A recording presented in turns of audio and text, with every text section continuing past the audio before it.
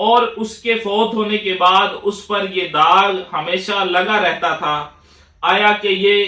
اس نے گناہ کیا تھا یا نہیں کیا تھا۔ تو یہ ایک اچھی امینڈمنٹ ہے جس میں اگر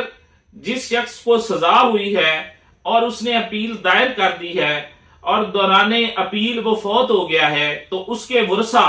30 دن کے اندر اندر عدالت میں درخواست دیں گے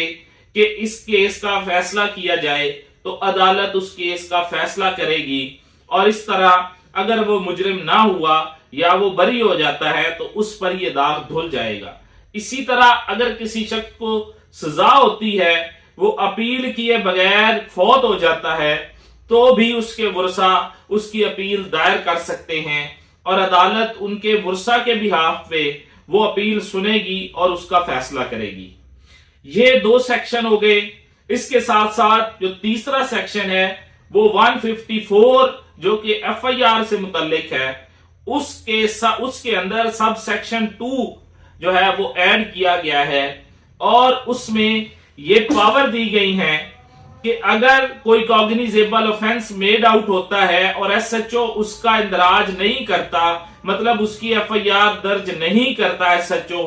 تو متعلقہ جو مجسٹریٹ ہوگا اس کے پاس پاورز ہوں گی کہ وہ اس کے مقدمہ درج کرنے کا حکم صادر کرے، یا وہ ایس ایچ او کو حکم صادر کرے گا کہ یہ جو کوگنیزیبل آفینس میڈ آؤٹ ہوا ہے اس کی ایف آئی آر درج کرے۔ پہلے ایسا نہیں ہوتا تھا، پہلے یا تو پرائیویٹ کمپلین فائل کرنی پڑتی تھی یا ریٹ پٹیشن 22A/22B اندراج مقدمہ کی سیشن کے پاس کرنی پڑتی تھی، اور پھر پولیس سے کمنٹس مانگے جاتے تھے۔ تو یہ ایک اچھا قانون میں اس کی امینڈمنٹ ایک اچھی کی گئی ہے جو کہ لوگوں کے لیے فائدہ مند ثابت ہوگی۔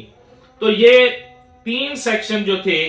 یہ قانون میں ایڈ کیے گئے ہیں، امینڈمنٹ کی گئی ہیں۔ یہ سینیٹر شہادت امان صاحب نے یہ بل جو ہے وہ پیش کیا سینٹ آف پاکستان میں، اور یہ بل پاس ہوا۔ اب مزے کی بات میں آپ کو یہ بتاتا ہوں کہ یہ ہول پاکستان، پورے پاکستان پہ امپلیمنٹ نہیں ہوگا، یہ صرف اور صرف اسلام آباد کی حد تک امپلیمنٹ ہوگا۔ حالانکہ اس طرح کی جو پازیٹیو امینڈمنٹس ہیں، کیا پورا پاکستان اس کا مستحق نہیں ہے؟ اچھا قانون کی تبدیلی، جو اچھی تبدیلی قانون میں کی گئی ہے، اس کا پورا پاکستان کیوں مستفید نہیں ہو سکتا؟ یہ پورے پاکستان کے لیے بھی تو بل پاس کیا جا سکتا تھا، لیکن ایسا نہیں کیا گیا۔ یہ صرف اسلام آباد کی ایلیٹ کے لیے یہ بل پاس کیا گیا، جو کہ نہایت